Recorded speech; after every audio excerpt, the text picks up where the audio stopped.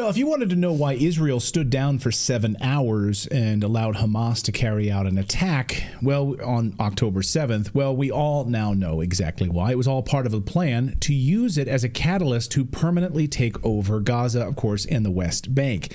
Yes, according to Israeli leaked documents, the plan is to ethnically cleanse Gaza of all Palestinians, steal all of the land, of course, steal the minerals, steal the trillions of dollars of natural gas and other minerals off the coast, build new hotels and resorts in Gaza. After all, if you're well studied and educated, of course, you know that Israel and the United States created and funded Hamas, well documented.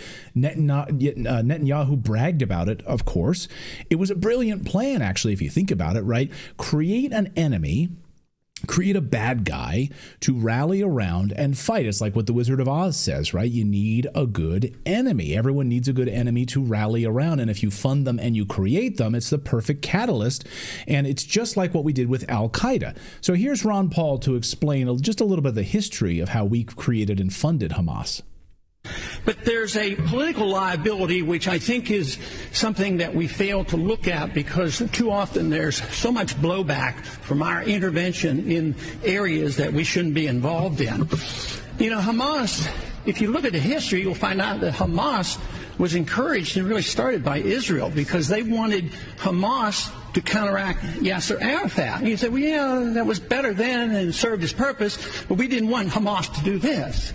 So then we as Americans say, well, we have such a good system, we're going to impose this on the world. We're going to invade Iraq and teach people how to be Democrats. We want free elections. So we encourage the Palestinians to have a free election. They do, and they elect Hamas. So we first, indirectly and directly through Israel, help establish Hamas. Then we have election. Then Hamas becomes dominant, so we have to kill them. So we have to kill them, right? So that's exactly how it works. So the plan all along was to take over this land, push out all Palestinians so Israel would lay claim to this land. This isn't a conspiracy theory at all. It's in their own leaked documents. So if it rubs you the wrong way or it bothers you somehow, these are facts. As Information Liberation reported 2 weeks ago, a leaked Israeli intelligence ministry document revealed that the goal of their war with Gaza is to ethnically cleanse the Palestinian population, send the refugees to Europe and Canada, and of course, the West, anywhere in the West that will take them, the United States. Here you can read the contribution, absorption, and settlement plans. The contribution in Canada right there. So you can see Canada. Absorption of the population and its settlement within the framework of the permissive immigration policy. And as people in our chat are pointing out here from Canada today, they said we have homeless people living in Canada. They're living in tents in the wilderness because they can't afford homes. But yes, bring Palestinian refugees to Canada. It's madness. And of course, the Israel First media in the United States agrees with all of this. Here's the Wall Street Journal featuring an opinion piece written by Danny Danon, who is a former member of Israel's Knesset. A member of Netanyahu's Likud party writes an opinion piece in the Wall Street Journal so all Americans can read it, titled "The West Should Welcome Gaza Refugees." Yes, and in it he goes through and explains, well, it's imperative, you guys, it's imperative that Canada and the United States and Europe, the international community, explore potential solutions to help civilians that are caught in this crisis. One idea is for countries around the world to accept limited numbers of Gazan families who have expressed the desire to relocate. Oh, question. How many does Israel take?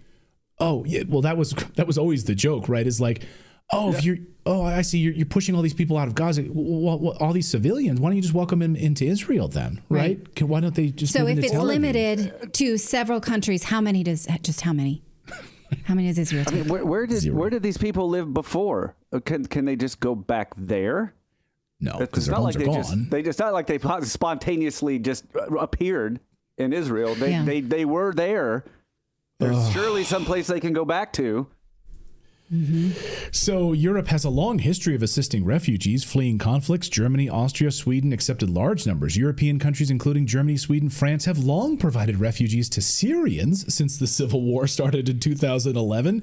Between 2015 and 2016, Germany alone admitted more than 1.2 million refugees and asylum seekers, about a quarter of whom are Syrians. So, you should help the people of Gaza move toward a more prosperous future, he says, and work together to achieve greater peace and stability in the Middle East. So in other words, we're going to get rid of all of the Palestinians from their homes. They go to you now. They go to you now. And then the Wall Street Journal publishes this with a straight face. It's unbelievable. Don't you think that is an argument against Germany taking on more? Because 1.6 million is a pretty big number. Yeah, Germany and France, how's it working out for you? They're tapped out. They're pretty set there. Syria was one of the most peaceful countries in the world. Full stop. You can look it up, actually, if you want to do some research on it. And our friend of the show, Kevork Almasian, who's a Syrian journalist who is now living in Germany, he says those Syrians never wanted to leave Syria, but because the West went in and destroyed their country, they have no place to go. And they're forced out. No Syrians want to live in Germany. They want to live in Syria unfettered by bombs from the United States, which, by the way, the United States just launched attacks in Syria over the past 48 hours. Twice bombing Syria. So I love that he's like, hey, look at all these Syrians who left their homes in Syria. That's going well. Send them some Palestinians. Freaking idiots. Unbelievable morons. Yet the U.S., Europe, and Canada should take millions of Gazan refugees so Israel can steal their land and make billions of dollars with condo complexes and five-star resorts. And of course, the minerals. Oh, the minerals. Trillions of dollars in natural gas minerals that are controlled by Palestine. They own it. Now in the hands of the United States and Israel. So within days of this is unbelievable. Within days of the October 7th attack, Israel approved over a dozen oil and gas leases within days. It's almost like they had them ready to go. It's almost like they had them ready to go and planned so that they could go in right under Gaza and take all of these minerals and natural gas. The thing is, you know how Ukrainians had this like celebrity status when the war began with Russia, and every country was opening their arms and giving Ukrainians fast visas, anything they wanted, houses, anything, right? But we don't see that movement for the Palestinians for fear that it could piss off the Israelis. And so they're saying take them, but do not celebrate them. And so that's where we are right now. Yeah, and label. It's not sexy to take a Gazan. Also, it's an admission. It's an admission by former Mossad head and former member of the Knesset that in fact these people are civilians.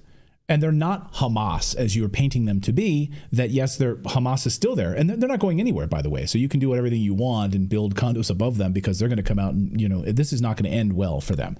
But anyway, it's an admission that these are civilians that are being killed and displaced. But they haven't really wanted to admit that to this point. They're all Hamas, is what we've heard from them, right? So these minerals just happen to be there. It's amazing, right? These minerals just happen to be under Gaza.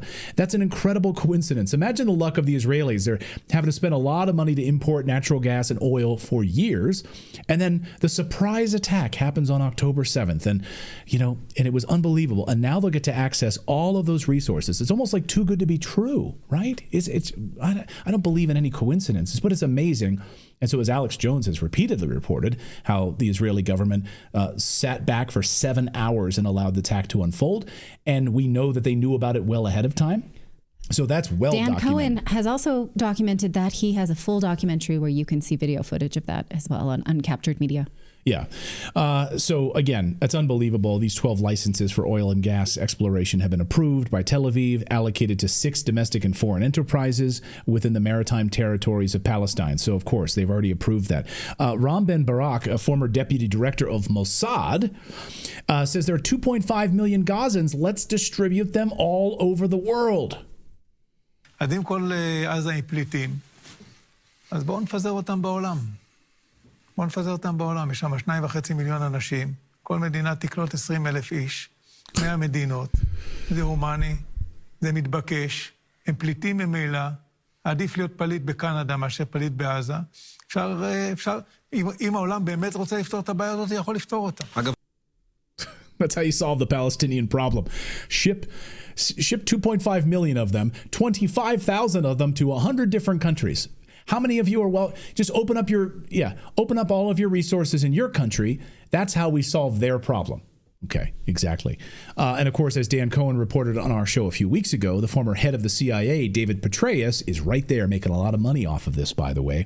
David Petraeus, right? Behind a large portion of his plan to rebuild Gaza using concentration camps for the Palestinians that remain there. So they'll put them in buildings where they'll be under 24-hour surveillance. They'll have to go through guard gates, and it will all be funded. And David Petraeus is going to make a lot of money off of this. But don't worry, David Petraeus says, you know what, these Palestinians, they'll feel like they're living in Boca Raton, Florida. It's going to be like living in a gated community. Watch. I believe there should be a vision for the future of the Palestinian people that is similar to the vision that we presented to the people of Iraq before we conducted the major operations that we did there during the surge. And we would go to the people of Fallujah and we would tell them in advance of our operation, we are going to make your lives better. We're going to do it by getting Al-Qaeda out of your neighborhoods. And then we're going to stay in those neighborhoods. We're going to create gated communities, essentially. It's an accurate description, but with much more effective walls. In fact, we would tell them, I said, look, it costs a lot of money to be in a gated community in Florida, and we're going to give it to you for free here in Fallujah. Lucky them. So funny. We're just going to give you, oh my God, the arrogance of these people. These people are demonic. Yeah. They're the most evil human beings on the face of the planet. One big indicator that this is all orchestrated is they know that those resources, because we were talking about those resources several years back, off the coast of Gaza. But how could they have access to those resources? And there hasn't been a single U.S. Energy company been knocking on their door, offering them billions to get contracts like we do everywhere else in the world. Yeah. But nobody, because that would have given money to the people in Gaza to where they would have had enough resources to then rival Israel.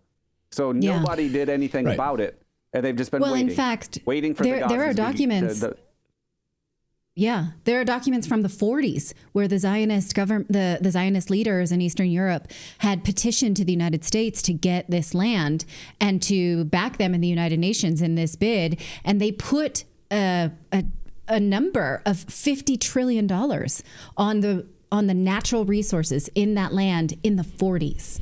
So that's easy to find. They've known this all along, but that's a great point. Why hasn't the United States tried to legitimately do business with the Palestinians if we know that they're so resource rich? Well, because no company would go in there and do business there because they know they would be blacklisted by Israel, so they can't do it, right? It's a fantastic point. So they're sitting on all of this wealth that they can't access and they can't utilize. They can't get companies that can build the rigs and do all of that because of they're blacklisted, and they wouldn't be able to do that. It'd be bombed, just like the Nord Stream pipeline would be bombed. It wouldn't be allowed to happen. So this has been in the cards for so many years. And the Biden administration, of course, is on board with this. Bring Palestinians into the United States, into Trudeau's Canada, in throughout Europe. So are you guys signing up for this in these parts of the world? Let me know in the comments below.